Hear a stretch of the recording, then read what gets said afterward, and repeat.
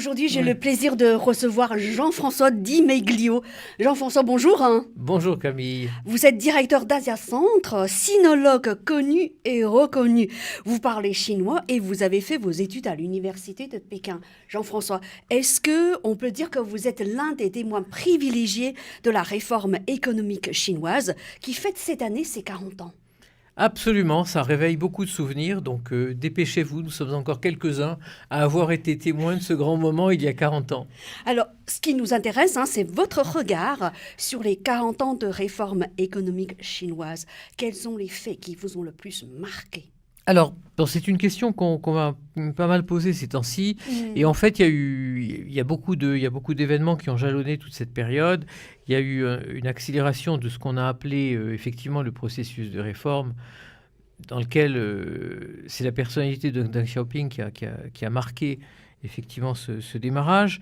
On peut noter des accélérations, des ralentissements, mais moi, en fait, j'ai tendance à retenir un fait marquant qui a changé beaucoup de choses et qui est finalement très éloigné de 79, c'est 2001, c'est-à-dire l'entrée de la Chine dans l'OMC. Parce que ce qui se fait en 79, bien sûr, on appelle ça des réformes, bien sûr, on a des mesures importantes qui sont prises. Par exemple, pour moi, la plus importante étant la réforme des prix et l'ouverture des 4 zones économiques spéciales. Néanmoins, on reste dans un système qui est délibérément tourné sur lui-même. C'est-à-dire qu'on réforme la Chine parce que la Chine a besoin d'aller mieux et que sans réforme, Deng Xiaoping a compris qu'elle n'irait pas mieux. Donc c'est pour la Chine qu'on fait ces réformes.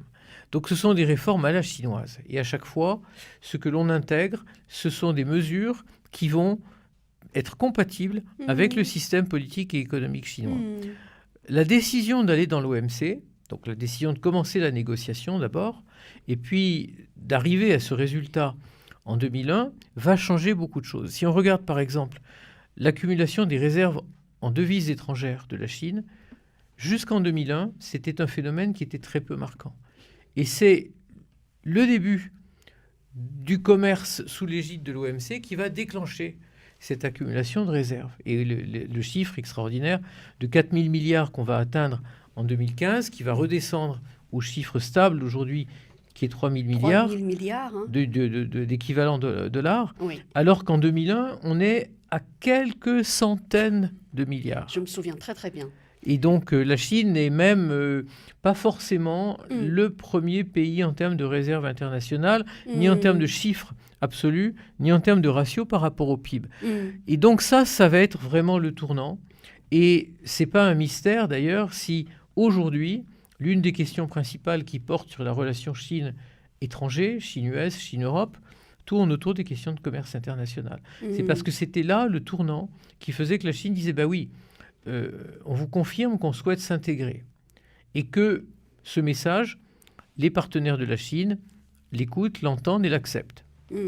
Est-ce que c'est à cause ou bien grâce aux réformes économiques chinoises déclenchées entre 1978 et 1979 que la Chine a pu se faire accepter, on va dire, par l'OMC? Alors, c'est à cause de la perception que les partenaires de la Chine ont conçue de ces réformes. C'est-à-dire que quand on est à la fin des années 90, on est arrivé à un stade relativement avancé de ces réformes. On reviendra peut-être tout à l'heure sur quelques-unes des étapes clés.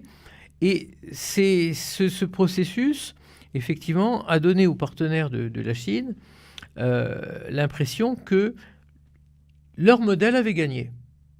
Le modèle libéral, le modèle du commerce international sans barrière. Et que donc finalement, la Chine a pris toutes les mesures pour se couler dans ce moule. Et à ce moment-là, on lui donne quelque chose qui correspond à ce que tous les pays qui ont adopté ce modèle ont obtenu.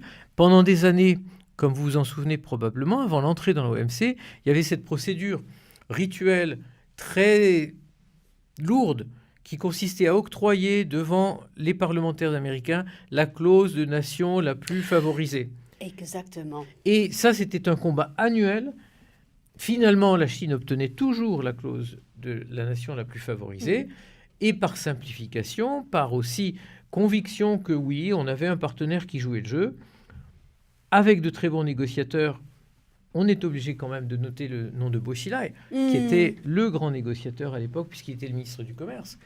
Eh bien, la Chine parvient à cette réussite d'être acceptée au sein de l'OMC. De l'OMC en tant que pays émergent, c'est-à-dire économie qui n'est pas une économie de marché, néanmoins membre de l'OMC. Donc, bien sûr, c'est à cause des réformes, mais je dirais plus à cause de la perception que l'étranger a eue de ces réformes. Perception, ça c'est le mot à retenir. Il n'empêche qu'aujourd'hui encore, certains hommes d'État influents, dont Donald Trump, pensent qu'ils n'auraient jamais dû accepter la Chine dans l'OMC. Qu'est-ce que vous en pensez? En France aussi, c'est une thèse. Sans l'adhésion à l'OMC, il est fort probable que la Chine n'aurait pas pu développer au niveau où elle se trouve actuellement son modèle de financement de son économie. La Chine finance son économie par les exportations massives, par la création, bien sûr, d'un excédent commercial. On pourrait rêver d'un monde dans lequel un excédent commercial d'un pays ne correspond pas au déficit commercial d'un autre. Ce serait formidable, mais malheureusement, quand vous créez un excédent commercial pour financer votre économie, eh bien, en général, c'est compensé par un déficit commercial chez quelqu'un d'autre. Donc, on comprend très bien que lorsqu'on regarde la courbe... Les griefs de certains, n'est-ce pas? On comprend très bien que quand on regarde la courbe, eh bien, effectivement, il y a une adéquation parfaite entre l'augmentation de l'excédent commercial et l'augmentation du déficit commercial américain, qui est l'un des problèmes américains. On peut noter que l'Allemagne n'a pas de déficit commercial avec la Chine. Donc, ça apporterait de l'eau au moulin chinois, consistant à dire, finalement, ça n'est pas l'OMC et ça n'a rien à voir. C'est simplement, structurellement, le fonctionnement de l'économie américaine. Je pense qu'il y a de la vérité dans les deux arguments. Ce qui est certain, c'est que cet excédent commercial chinois est recyclé, bien sûr, dans le déficit budgétaire américain. Donc les deux se tiennent et nous, en tant qu'Européens, on observe ça avec à la fois, je dirais, de la consternation et puis de l'inquiétude, parce qu'on sait bien qu'on a là deux partenaires qui ne peuvent que finir par s'entendre et on ne sait pas ce que l'Europe peut jouer comme rôle dans ce jeu des Américains et des Chinois qui font semblant de se taper dessus, mais qui probablement vont arriver à une solution. Ouais. C'est ce qui se passe actuellement d'ailleurs. Absolument. On observe une trêve commerciale dans la guerre commerciale entre la Chine et les États-Unis. Alors moi, je dis qu'on vous y attendiez à l'époque? Alors oui, tout à fait. Oui. Mais dans cette trêve, il y a une guérilla aussi. Et ce qui est très intéressant, c'est que comme dans beaucoup de guerres, on utilise des armes tout à fait inattendues. Puisqu'au moment où Xi Jinping et Trump quittent Buenos Aires il y a 15 jours, donc aujourd'hui nous sommes le 21 décembre, juste pour mémoire, eh bien, ils se disent prêts à faire cette trêve, c'est verbal. Chacun va rentrer chez lui en écrivant ce qu'il a compris, et cette trêve est confirmée, sauf que, quelques jours après, eh bien, l'arrestation au Canada d'une citoyenne chinoise, je pense qu'elle est chinoise, madame. Ce n'est pas un hasard. Et en contrepartie, il y a l'arrestation en Chine aujourd'hui de 3. On est à 3 maintenant. Ah oui, on est à 3. Ressortissants canadiens. Donc ça veut dire qu'on est dans une guérilla. On a arrêté peut-être la guerre frontale, la guerre de tranchées, et on fait du harcèlement, et on va utiliser tous les arguments possibles. Et puis dans maintenant 80 jours ou 75 jours, on fera le point.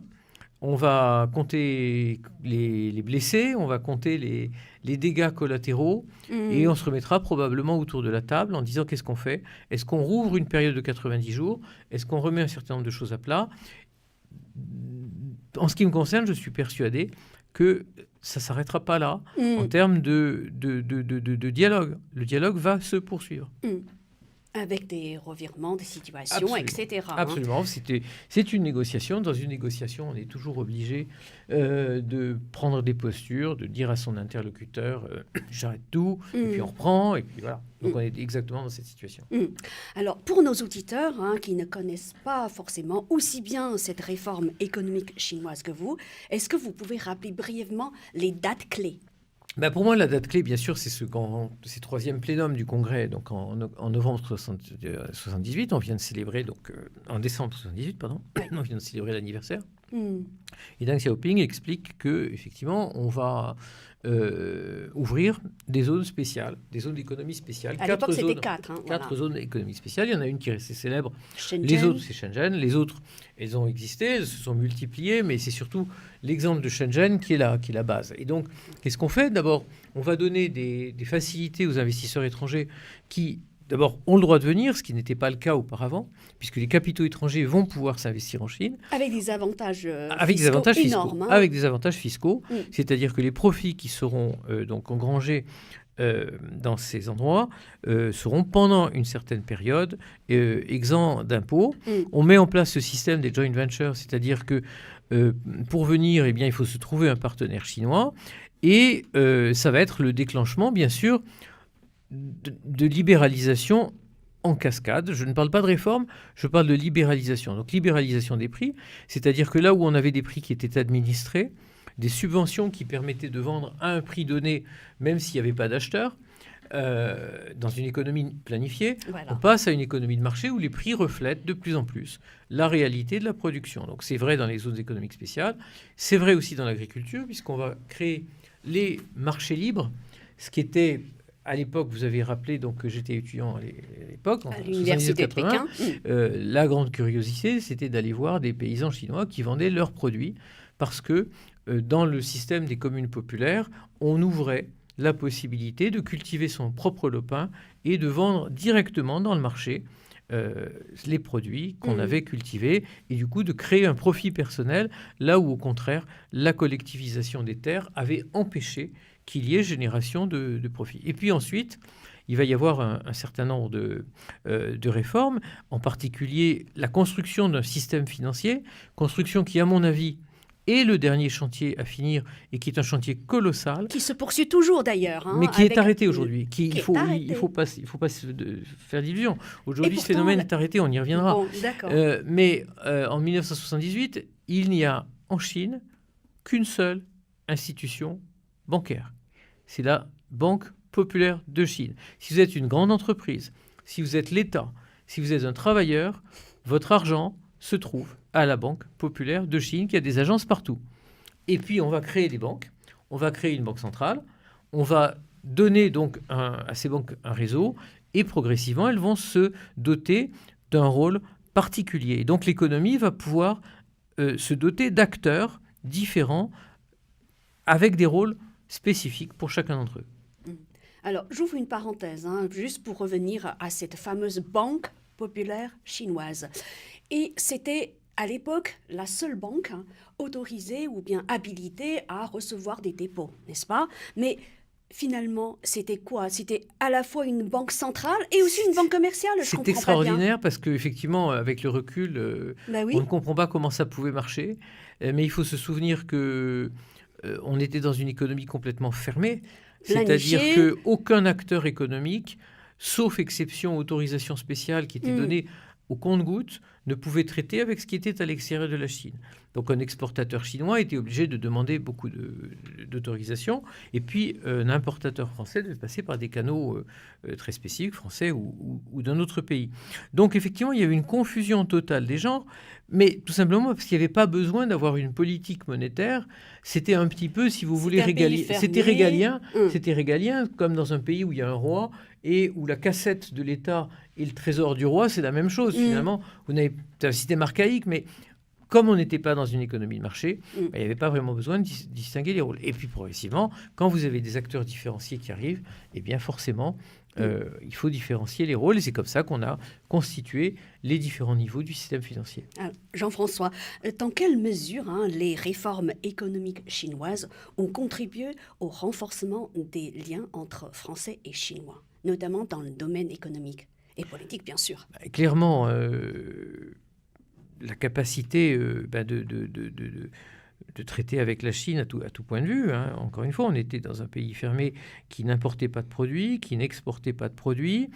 La seule expérience notable, qui est souvent mentionnée, avant ces grandes réformes, en ce qui concerne la France, c'était Berliet. Les camions Berliet avaient un accord avec la Chine. Et il y avait des camions... Oui, il y avait on a oublié ce que c'était que Berliet, mais Berliet, c'était les années 60. Et donc, les premiers Français à travailler avec la Chine, c'était donc des constructeurs de camions qui étaient basés à Lyon. J'ouvre une parenthèse, Jean-François. J'ai travaillé avec la petite fille de Monsieur Berlier. Voilà, donc vous savez tout. Et donc, vous tout. confirmez que dans les années 60, Berlier était à peu près la seule entreprise française qui travaillait avec la Chine. En revanche, dès 79, 80, vous avez des entreprises françaises qui commencent à s'intéresser à la Chine. Moi, quand j'étais en Chine en 80, on avait surtout des compagnies de négoce qui arrivaient en Chine. Donc, à la fois des facilitateurs, des groupes qui permettaient à ceux qui voulaient travailler avec la Chine de comprendre les phénomènes, voilà, les intermédiaires.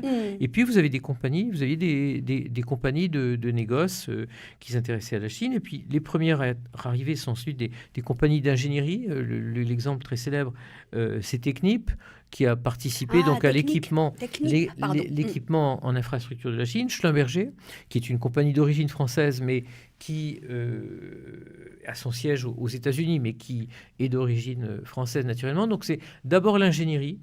Ensuite, il y a la grande aventure ou mésaventure des voitures françaises en Chine, avec l'histoire, bien sûr, de Citroën et de sa... Qui s'était retiré à un moment donné du marché chinois. Et donc là, on est tout à fait au début des réformes. Hein. Oui. On est donc l'équipé de Citroën qui renoue avec la croisière jaune des années 20 et qui va construire ces fameuses ZX rouges qu'on voit un petit peu partout encore dans la province de Canton, mais qui sont un échec total puisque personne ne les achète. Le marché de la voiture individuelle en Chine ne se développe pas. Et ensuite, donc, Citroën va arrêter et le groupe PSA va revenir en Chine ensuite. Et c'est très intéressant de voir que si on suit le fil, aujourd'hui, PSA a un actionnaire à 10% qui est chinois, qui est le groupe Dongfang, que PSA a connu depuis toujours. Donc là, vous pouvez tracer un trait, effectivement, qui est continu des premiers échecs à une manifestation nouvelle de la coopération entre la France et la Chine. Donc je pense qu'on a là une assez bonne illustration, mais on en aurait des dizaines, des vingtaines. On pourrait parler de l'industrie du luxe, bien sûr. On pourrait parler de beaucoup de choses. On pourrait parler de Carrefour.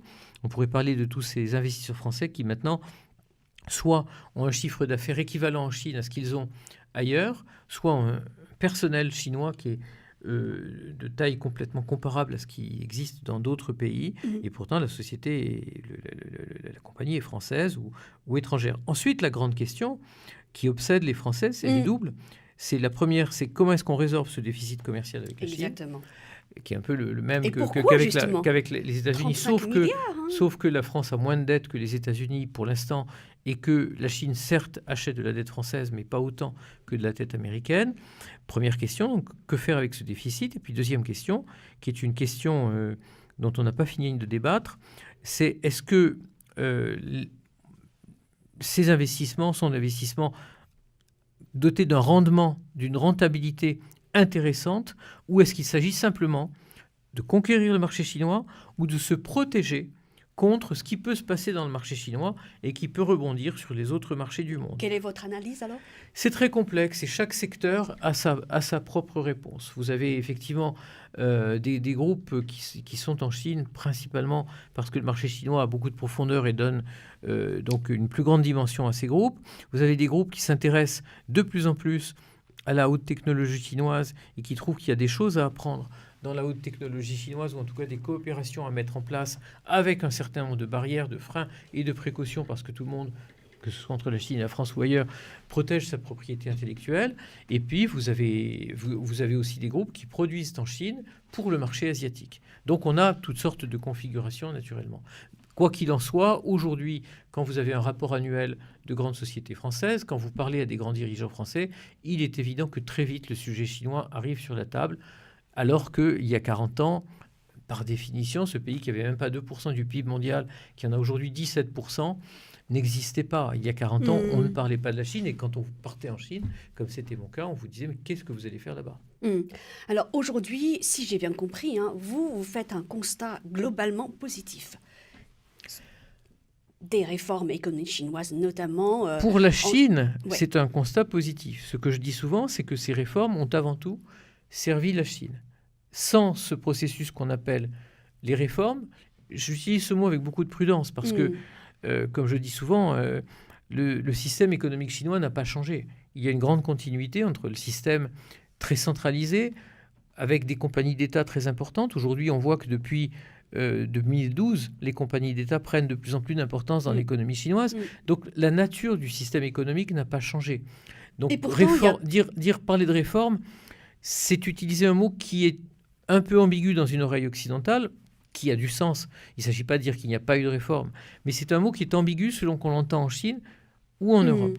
Et quant à savoir si ce bilan est positif, il est indéniablement très fortement positif pour la Chine. Sans les réformes, la Chine ne serait pas où elle est. Il a bouleversé le monde. C'est pas compliqué. Il a bouleversé le monde. On est en train aujourd'hui de se poser la question de savoir si ce système totalement libéral de l'OMC va pouvoir tenir la route. Est-ce qu'il va continuer tel quel? Est-ce qu'on va être obligé de remettre tout ça à plat? Tout ça n'aurait pas eu lieu si la Chine n'avait pas tenu cette place aussi importante. C'est normal qu'un pays d'1,4 milliard d'habitants tienne une place aussi importante dans l'économie mondiale. C'est un point important. Hein, et donc ça, c'était bien sûr l'objectif. Peut-être d'ailleurs moins ambitieux en 1978 que finalement les réalisations qui ont été obtenues. Je ne sais pas si Deng Xiaoping avait en tête 17% du PIB mondial, il avait en tête quelque chose. Vous vous en souvenez certainement, non pas parce que vous l'avez vécu, mais parce que vous l'avez lu. L'idée, c'était de quadrupler le PIB par habitant entre 1978 et 2000. Et je rappelle qu'en 1978, le PIB par habitant en Chine, c'était $250 équivalent par habitant, ce qui serait considéré aujourd'hui comme pratiquement en dessous du seuil de pauvreté. Aujourd'hui, le seuil de pauvreté en Chine n'est pas $1 par habitant, mais c'est $2 par habitant. Et naturellement, en l'an 2000, on était au-dessus des $1000 par habitant, qui était l'objectif de Deng Xiaoping. Aujourd'hui, on est au-dessus de $10 000 par habitant, donc 40 ans après. Donc bien sûr, cette progression-là, elle est colossale, et l'objectif a été largement atteint pour la Chine. Vous disiez tout à l'heure que c'est indéniablement très positif pour la Chine, hein, cette réforme. Il n'empêche que quand j'observe la multiplication des échanges entre la France et la Chine depuis, on va dire, une dizaine d'années, surtout, je me dis que cette réforme, c'est aussi grâce à cette réforme qu'il y a eu tous ces échanges entre la France et la Chine. Et ça veut dire que la France aussi, de mon point de vue, a pu tirer profit de cette réforme. La Chine est entrée dans le monde. C'est aussi simple que ça. Oui. Pendant la Révolution culturelle, la Chine s'était coupée du monde. Et donc, la Chine est entrée dans le monde. Donc, la France a des partenariats et du commerce avec tous les pays qui acceptent d'entrer dans le monde. Donc, en 1978, la France parlait à tout le monde, y compris avec la Russie d'ailleurs. Beaucoup plus à l'époque qu'avec la Chine. La Chine est entrée dans le monde, donc il est naturel qu'un pays comme la France ait développé, en parallèle de cette entrée de la Chine dans le monde, des relations avec la Chine. Ce serait absurde de dire la Chine entre dans le monde et la France n'a pas de relations. Donc, comme les autres pays, à l'occasion de l'entrée de la Chine dans le monde, la France a des relations.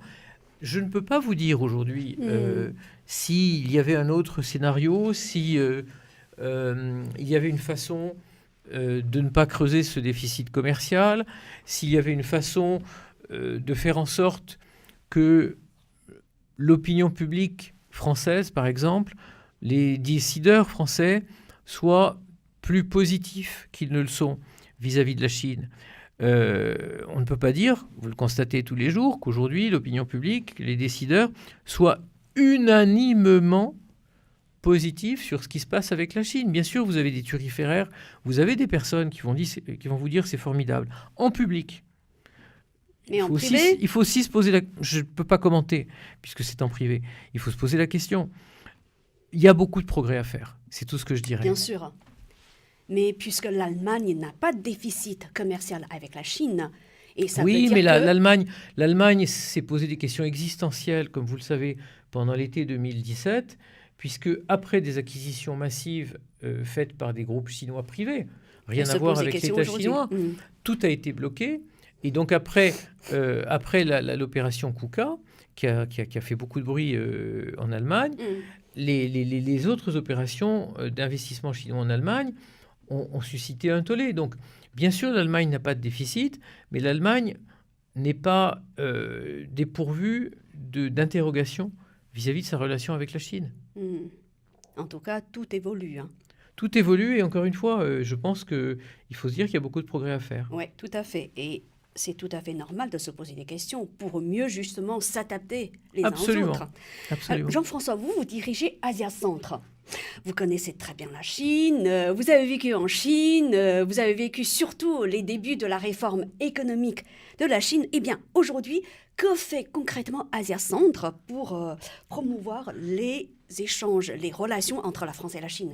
Alors déjà, je vais 6 fois par an en Chine. 6 fois par an. Et 6 fois par an, la plupart du temps, c'est à l'occasion d'invitations ou souvent d'invitations réciproques, puisque nous invitons beaucoup de partenaires chinois, donc ce qu'on appelle des think tanks, des centres de recherche et d'expertise. Donc nous sommes en relation avec des grands centres chinois à Pékin, à Shanghai ou dans d'autres par villes. exemple, Y compris. l'Académie Alors sociale, nos 2 grands partenaires, c'est le KIKIR, donc le Zhongguo Guoqi Guanxi Yanqueyuan, qui est basé à Pékin. Notre autre grand partenaire, c'est la Shanghai Shikeyuan, donc l'Académie des sciences sociales de Shanghai. Nous avons des partenariats stratégiques avec ces 2 institutions, mais on travaille aussi avec d'autres institutions, qui est l'Institut des relations internationales de Shanghai aussi, avec l'Institut, avec l'école qu'on appelle l'école des langues étrangères à Shanghai, mais qui est un quasi-institut diplomatique aussi à Shanghai, dans la banlieue de Shanghai. Et donc, nous invitons bien sûr les chercheurs, les grands représentants de ces centres, et puis nous sommes, comme c'est naturel, invités lors de dialogues.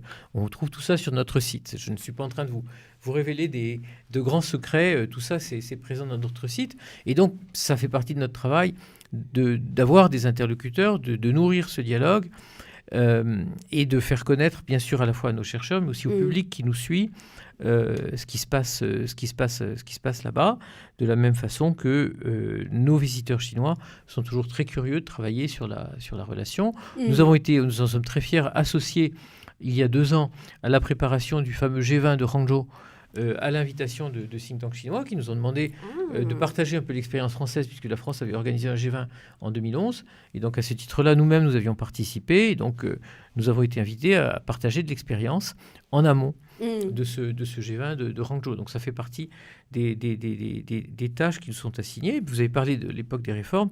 Moi, j'ai vécu en Chine aussi de 2005 à 2008, donc après même l'époque des réformes. Donc, j'ai pu mesurer aussi les changements. Voilà un petit peu ce que nous faisons. Et bien sûr, la Chine fait partie et fait une grande partie de nos travaux, même si nous sommes Asia Centre, et donc pas simplement focalisés sur la Chine, mais il est évident que la Chine tient une part importante de nos travaux. Avant de terminer, est-ce que vous pouvez rappeler l'adresse précise de votre site?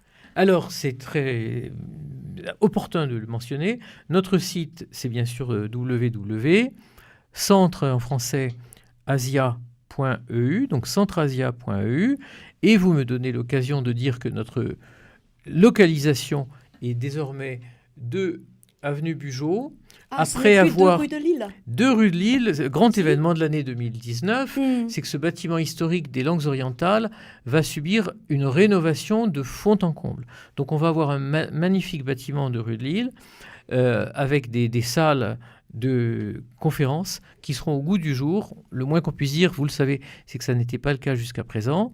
Et donc ça oblige bien sûr à fermer ce bâtiment pour travaux. Nous-mêmes, nous sommes avenue Bugeaud, et en ce qui concerne nos conférences, elles auront la plupart du temps lieu soit dans les amphithéâtres de Langzhou, qui se trouvent rue des Grands Moulins, dans le 13e arrondissement, soit dans un endroit qui va rappeler la Chine, puisque c'est la Maison de la Chine, place Saint-Sulpice, avec qui nous avons un partenariat. Merci Jean-François, à très bientôt. Merci Camille.